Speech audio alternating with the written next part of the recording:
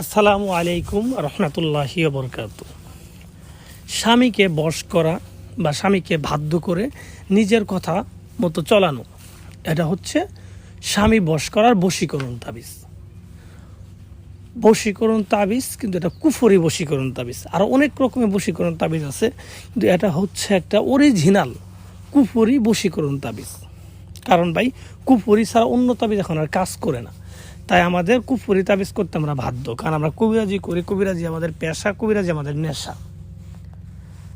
তো ভিউয়ার্স, যারা স্বামীকে বাধ্য করতে চান বা স্বামীকে বশ করতে চান, অনেকে আছেন যে আপনার স্বামী আপনার কথা শোনে না, বা আপনার অন্য জায়গায় পরকীয়া করে, ঠিক আছে, বা অন্য একটা বিয়ে করছে, আপনাকে দেখে না, সে এক জায়গায় থাকে। তো সেই ক্ষেত্রে যদি আপনার স্বামীকে আপনি বশ করতে চান বা বাধ্য করতে চান, তো তাহলে কিন্তু আপনি এই তাবিজটা লিখে বা এই তাবিজটার মাধ্যমে আপনার স্বামীকে বশ করতে পারবেন। বশ বলতে এরকম বশ হয়ে যাবে যে আপনার স্বামীকে আপনি যা বলবেন তাই শুনবে, আপনার কথা মতোই চলবে, ঠিক আছে। আপনি উঠতে করলে উঠবে, বসতে বললে বসবে। আর এটা পরীক্ষিত, 100% পরীক্ষিত।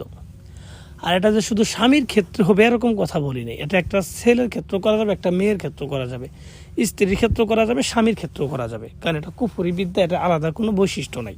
কুফরি বিদ্যা, বশীকরণ, কুফরি বিদ্যা, এটা সবার ক্ষেত্রে কাজ করবে। যে কোনো বয়সী মানুষের ক্ষেত্রে এটা কাজ করবে 100%।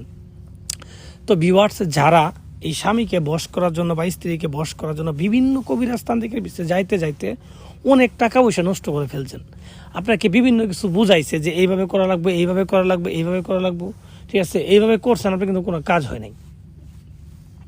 বা নিজেও অনেক তাবিজ কবজ লিখছেন ইউটিউবে দেখে বা বিভিন্ন বই থেকে দেখে, কিন্তু কোনো কাজ হয়।